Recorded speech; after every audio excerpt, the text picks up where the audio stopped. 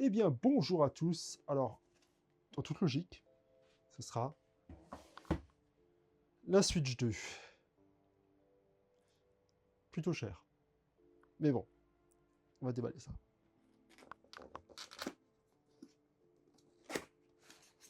Déjà, c'est à l'envers, ça commence bien. Bruti.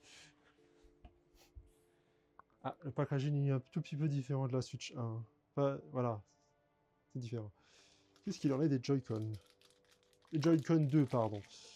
Alors, donc on a... Ouais, ils sont un tout petit peu différents. Un tout petit peu différents.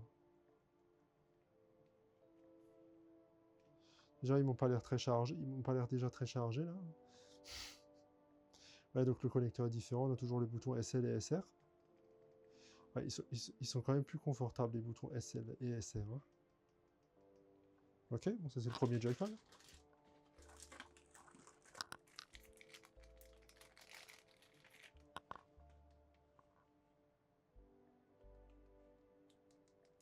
Les boutons sont un peu mieux.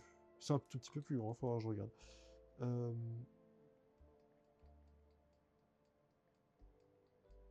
Ouais, donc le connecteur est différent, donc c'est magnétique. Basiquement, d'après ce que j'ai lu, c'est là où là qu'il y a les...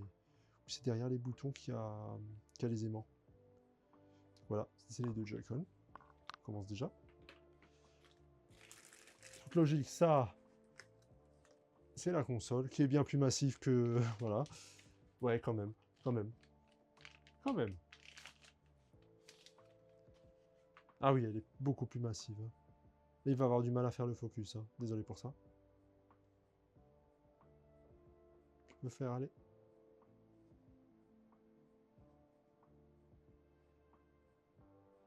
Donc ouais, clairement, ils ont bien amélioré ça. Hein. Ouais, ils ont bien amélioré ça. Hein. Fait en métal. Bon, en métal fin, mais voilà. Port USB premier, le premier port USB. Et le second. Si vous le voyez là. Bouton d'allumage. Volume. J'ai déjà dégueulassé l'écran. Super. Donc les connecteurs. Voilà. Là, je vais justement voir ce que ça donne. Ouf! C'est magique.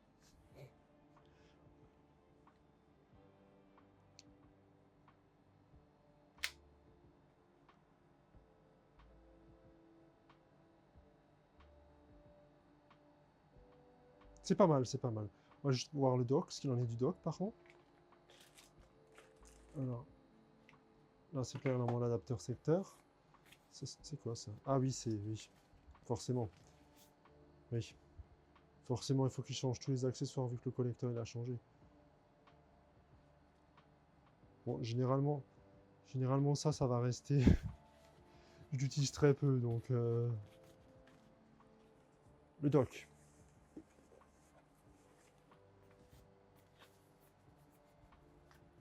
Et quand tu veux. Voilà, donc le dock. Switch 2. Hein. Clairement avec des trous d'aération.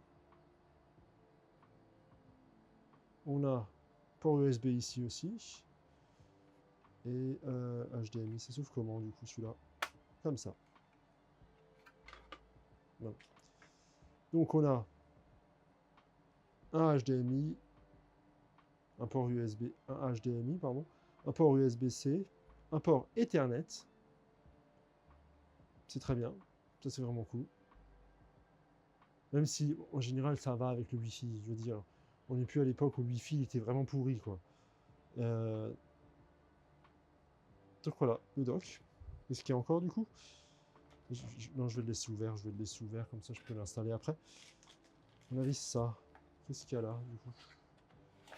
Ouais, donc les manuels quoi. Les manuels. Et un câble HDMI. Ainsi que bah, les petites dragons quoi. Que je n'utilise pas non plus. Voilà, j'utilise pas les dragons.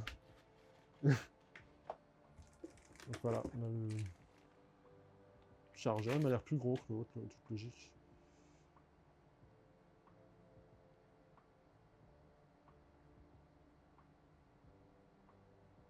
Yep. Donc basique, et au final c'est basique, mais voilà. Est-ce qu'il en est du câble USB? Il m'a l'air plus court, je sais pas, j'ai cette impression, on va voir. Non, non, ça va, il est toujours assez, il a toujours une certaine longueur. Ça va, il a toujours une certaine longueur, c'est pas juste, c'était pas juste une... C'est juste une impression, voilà. Donc du coup, voilà la console, premièrement. Je ferai une comparaison dans la vidéo, entre, voilà, entre les trois consoles. Je peux pas vraiment faire de comparaison au niveau des écrans, parce que voilà, c'est filmé avec une caméra, voilà, c'est compliqué à faire. Je vais juste du coup ranger tout ça. Voyons voir ce qu'il en est du démarrage, avec l'écran dégueulasse déjà.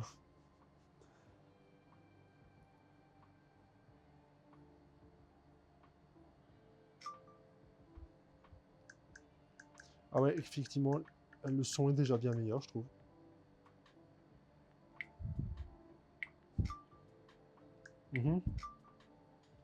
Paramètres internet. Donc, maintenant, ils nous apprennent à détacher les Joy-Con. Où le bouton d'éjection? Ah oui, d'accord, ils ont littéralement fait une sorte de gâchette, quoi. Pas mal le système, hein. Non mais j'ai pas envie de détacher les deux, hein. Il faut bien qu'il... On dirait un tuto dans le jeu vidéo. Et... Ouais, le système il est un peu... Je trouve un peu... Ouais. Ça a tendance à tirer plus vers le... Bah, plus vers le haut et un peu branler vers le bas. Bon, soit, hein.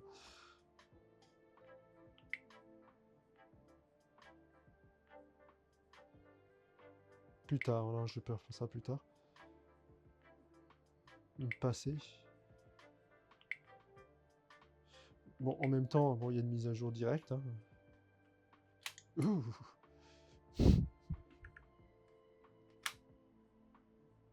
On va se mettre à jour, quoi. Coucou, vous voyez avec le reflet de l'écran, mais ça durera pas parce que ça va être de plus en plus dégueulasse.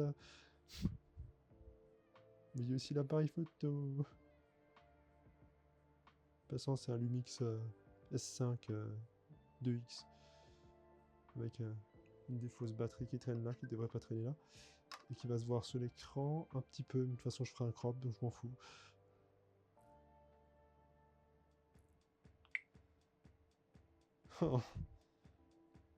Forcément. Bon, je vais me connecter à mon compte et je reviens. Pendant que les données transfèrent, on va faire une petite comparaison aussi. La manette GameCube. Je l'ai pris parce que je suis un gros pigeon. Mais ça, on va voir ce que ça donne.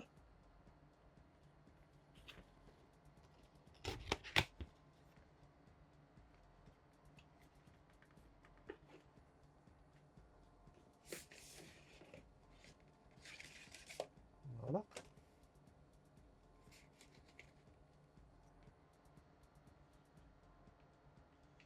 Les sensations. Je sais pas si c'est le fait que ma manette GameCube est maintenant usée, bon, elle a plus de 20 ans. Ça m'a l'air assez similaire. Ouais, ça c'est similaire au niveau des boutons. On a vraiment... Ouais. Juste ça, je comprends pas. Ils ont pu très bien faire la même chose ça, au lieu d'un tout petit bouton, je veux dire. Voilà, je chipote, mais quand même. On a bien le...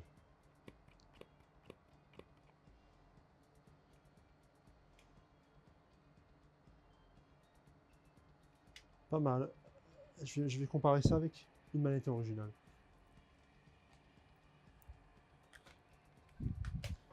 Donc, une manette originale, voilà, elle a 20 ans. La couleur, c'est normal que celle-ci est un peu différente. C'est parce qu'en fait, moi j'avais la GameCube noire, il y avait la GameCube noire et la violette. Moi j'avais la noire. Pour la version V1. Ensuite la V2, il y avait la argentée, je crois. Donc ça m'a l'air très très similaire au niveau de la taille, hein. La peinture est un tout petit peu différente, mais ça c'est peut-être parce que j'avais, voilà, comme dit, hein. Mais c'est très très très similaire. Au niveau de la police, au niveau des boutons, je crois que c'est pareil. Vraiment sur quelque chose de similaire.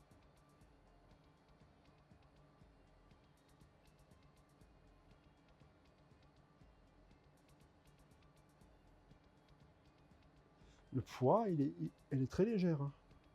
Logiquement, celle-là, elle est plus légère parce qu'il n'y a pas la batterie, mais voilà. C'est très très très similaire. On va voir l'arrière du coup. Voilà, là c'est... Oui, voilà. Vous comprenez?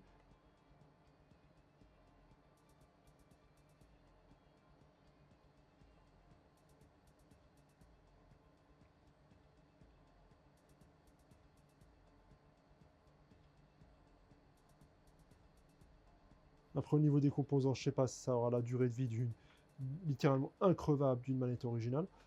Autant le dire comme c'est, hein. C'est une des meilleures manettes que j'ai eues, hein. On est très très loin d'une des manettes de Sony qui ont tendance à franchement... Voilà.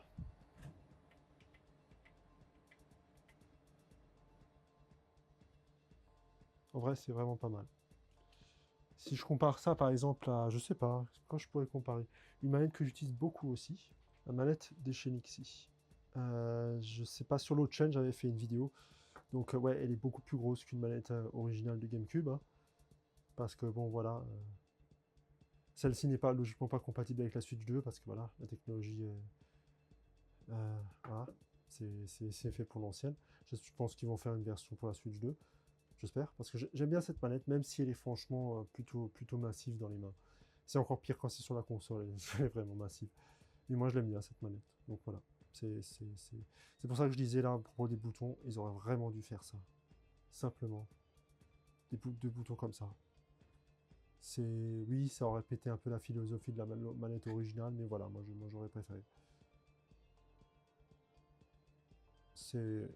Donc voilà, c'était une petite comparaison. C'est plutôt positif. Donc maintenant que j'ai littéralement copie-transféré mes données, c'était un petit peu chiant comme d'habitude, enfin, bon, pas vraiment. L'impression de l'écran, franchement, il sature pas mal. On a vraiment l'impression que c'est la saturation de l'OLED. Par contre, bon oui, effectivement, les noirs ne sont pas comme l'OLED. On va pas trop comparer les deux. C'est un peu difficile de comparer les deux. Là, je vais ramener la Switch OLED. Oui, voilà. Donc voilà, vous avez à peu près un aperçu des trois consoles. Donc Switch V1, OLED, V3 si vous voulez, et la Switch 2.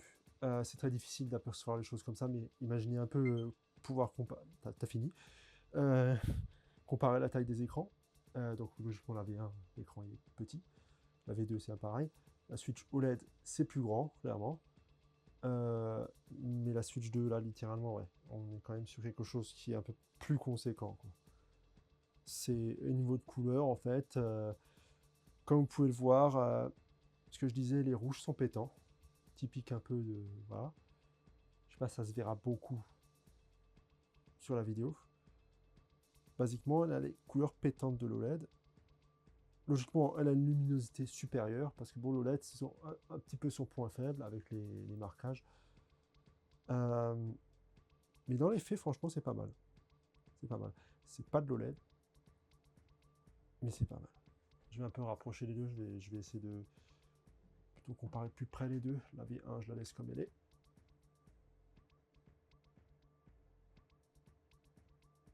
Comme vous pouvez le voir.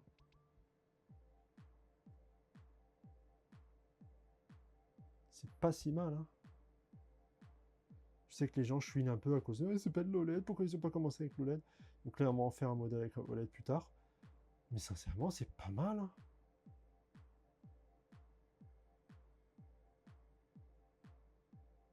C'est pas mal du tout, hein. Mais t'as fini? Non mais... Arrête. Du coup, je vais tester un Mario Kart dedans.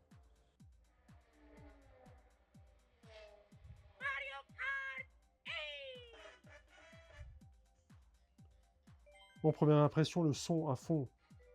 Bon, il n'est pas tout à fait à fond. Il est clairement plus clair, c'est un peu moins... Ça sature moins. La qualité de l'écran, franchement, elle est pas mal, hein. Je sais pas pourquoi les gens chipotent, hein. Moi, perso, j'ai pas chipoté, hein. Donc, tendance, mais... Là, non. J'ai un peu baissé le son, parce qu'on va entendre que ça.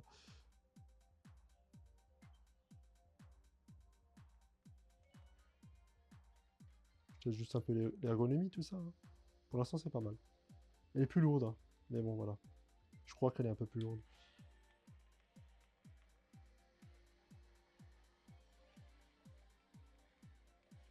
Ouais, c'est pas mal. Fait que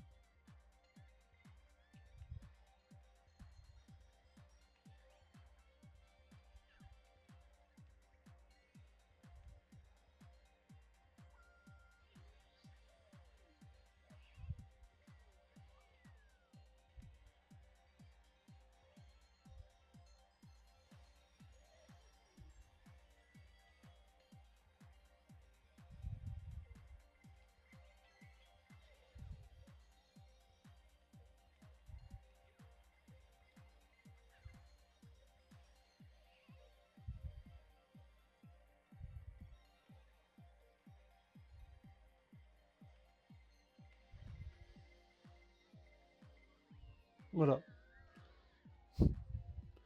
C'est sincèrement... Ouais, c'est pas mal.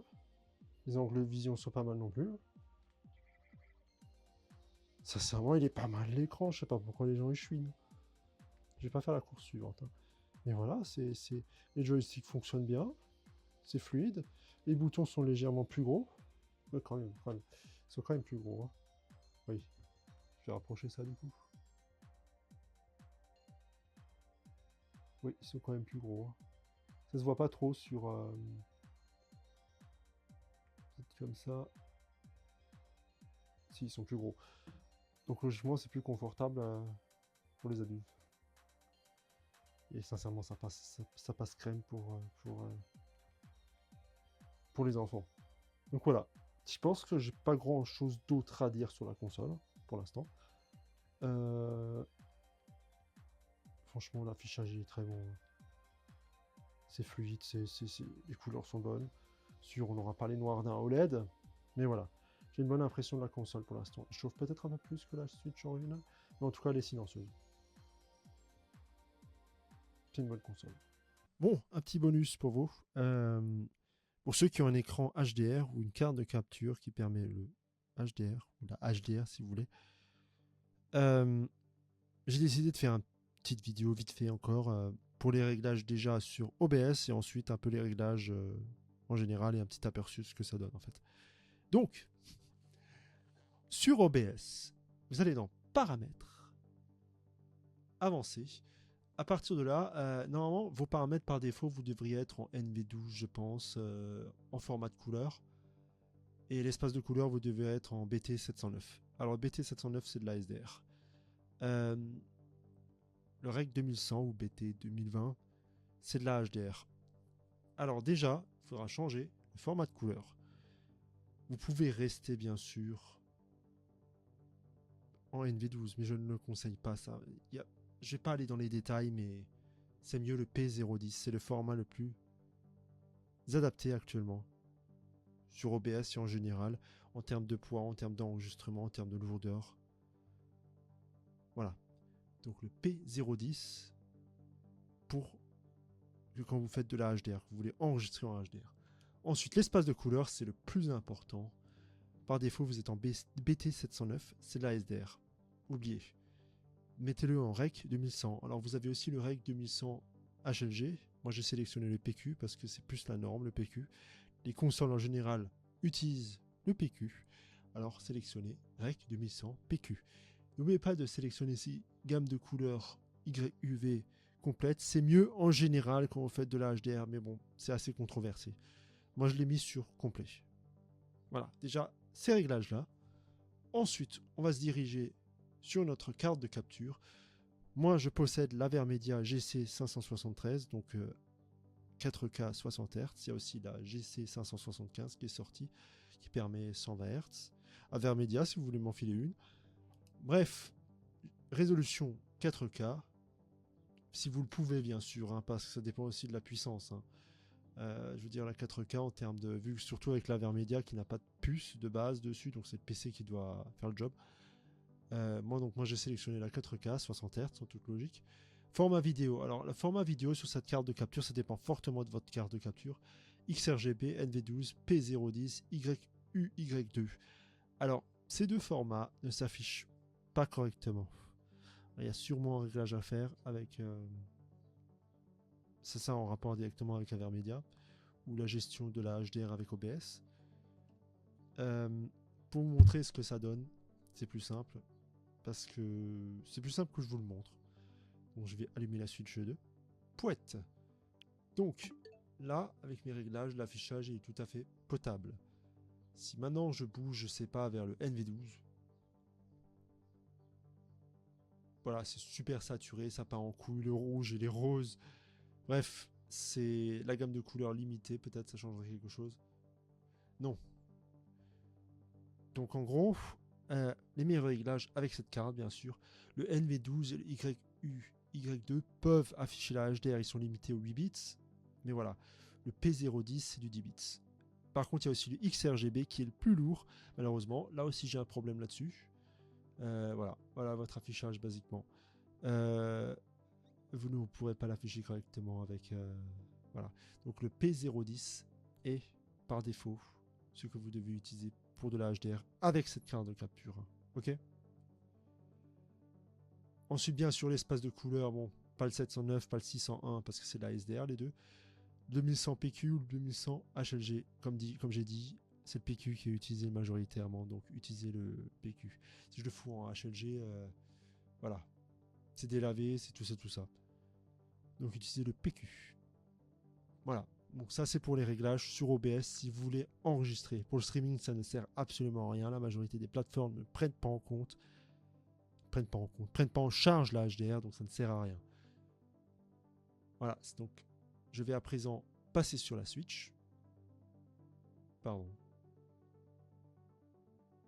À présent sur la Switch, vous allez dans Paramètres, si vous ne l'avez pas encore réglé, je fais quand même le tour. Affichage. Vous avez affichage HDR. Normalement, vous recevez une notification quand vous branchez un écran HDR ou une carte de capture HDR. Donc peut-être c'est déjà activé pour vous. Définition du téléviseur 2160p, donc 4K dans mon cas. Gamme RVB complète. Réduire les brûlures d'écran. Bon, ça c'est clairement pour les téléviseurs OLED. Sortie 120 Hz, ça c'est pas possible parce que seulement en 1080p en 2K. Parce que tout simplement, je pense que je sais pas, je crois qu'elle a un HDMI 2.0. Donc c'est limité en 60 Hz, en 4K. Et de toute façon, elle peut pas. Donc voilà. Ensuite, on a sortie HDR, toujours activé. Alors en fait, ça, le toujours activé, malgré tout, il l'affiche en HDR. Peu importe le logiciel, même les logiciels qui sont pas. Moi, j'ai logiciels, les jeux, qui sont pas en HDR. Donc parfois, le rendu peut-être un peu dégueulasse, peut-être, hein, sauf s'ils ont bien géré le truc. Ou logiciel compatible. Donc il ne passe seulement en mode HDR que pour les logiciels compatibles. Dans notre cas, que je vais vite vous montrer, avec le patch Switch 2 de BOTW. Donc moi j'ai mis toujours activé, mais c'est à cas où le rendu est dégueulasse. Voilà. Il y a encore ajustement HDR, donc en gros le soleil de gauche doit être visible, le soleil de droite ne doit pas être visible. Ça c'est vraiment selon vos écrans. Hein. J'ai un Odyssey Neo G7, donc je l'ai eu vraiment à prix dérisoire, 350 €. Donc j'ai pas un écran OLED, donc peut-être sur un écran OLED le rendu sera meilleur, je sais pas. Possible. Enfin, je dis possible, c'est totalement possible. Je dirais même, c'est sûr. Mais voilà, donc je vais à présent aller dans BOTW, et paf. Donc vous pouvez un petit peu observer le rendu en HDR. Clairement, on voit qu'il y a un contraste vraiment plus élevé. C'est pétant au niveau des couleurs. La luminosité est bien plus élevée. C'est vraiment, c'est un beau rendu. Vraiment, moi je trouve ça beau. Est-ce que ça fait une grande différence? Pas forcément. Ce qui fait vraiment une grande différence avec le patch de la Switch 2, c'est la fluidité. Clairement, on voit, c'est fluide, quoi. C'est vraiment, mais vraiment fluide. Hein. Pour les textures, clairement, je crois pas qu'ils ont vraiment touché aux textures. Il y a de l'upscale. Clairement, on est passé vers l'upscaling en 4K. Donc vous avez cette impression que les textures sont plus fines. Il y a aussi moins d'aliasing aussi, mais il y en a encore, je le vois encore sur certaines choses, surtout sur l'ombre un peu. Mais clairement, il y a une amélioration, mais ils ont clairement pas amélioré les textures. Hein. C'est l'upscale et voilà. C'est ce qu'on remarque aussi. Distance d'affichage, je sais pas si c'est beaucoup mieux que ça. Par contre, la densité de l'herbe, elle est clairement plus élevée. C'est vraiment beaucoup plus beau. Hein. C'est clairement plus beau. Hein. C'est En général, c'est quand même plus beau, mais c'est pas grâce à la HDR. Hein. C'est clairement grâce à la puissance de la Switch 2. Hein. Mais c'est un peu fainéant. Je pense qu'ils auraient pu faire un tout petit peu mieux. Mais bon, c'est Nintendo, voilà. C'est déjà qu'ils veulent faire payer à ceux qui n'ont pas d'abonnement, pas traditionnel. La mise à jour, on pouvait acheter le jeu aussi avec la mise à jour. Mais j'allais pas racheter le jeu, donc voilà. Moi, je l'ai eu gratuit avec le pack traditionnel, mais voilà. Donc, vous pouvez un petit peu voir. Hein, c'est vraiment un tour rapide de la mise à jour, quoi. C'est un petit peu mieux. Bon, la distance d'affichage, c'est vrai qu'elle n'est pas forcément mieux. Ils auraient pu. Hein. Mais bon, ils vont pas trop se casser les culs non plus. Hein. Il faut bosser sur les nouveaux jeux. Hein. Ça rapporte pas d'argent d'améliorer les anciens. Hein. Mais c'est quand même un peu plus beau, je vais pas mentir.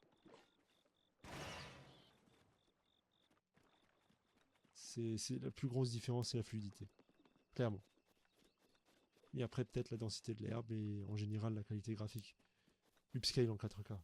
La HDR, ça reste, voilà. C'est pas indispensable. Donc voilà, j'espère que la vidéo vous a plu. Hein. Je sais pas grand chose. Hein. J'évite de trop traîner ici parce que sinon c'est trop long. Quand je vois déjà ce que cet enregistrement prend en termes de temps là. Non, non, sérieusement. Si vous avez aimé la vidéo, pouce vers le haut, abonnez-vous. Ça me ferait vraiment plaisir d'atteindre les 1000 abonnés. Je ferai encore un petit short pour comparer la manette Switch Pro avec la Switch Pro 2. Et je sortirai bien sûr l'épisode Lego Mario Kart. Je préférais prendre mon temps avant de le sortir. J'étais censé le sortir avant cet épisode, mais voilà. Comme ça, je peux peaufiner un peu plus. Et c'est tout. À plus les gens.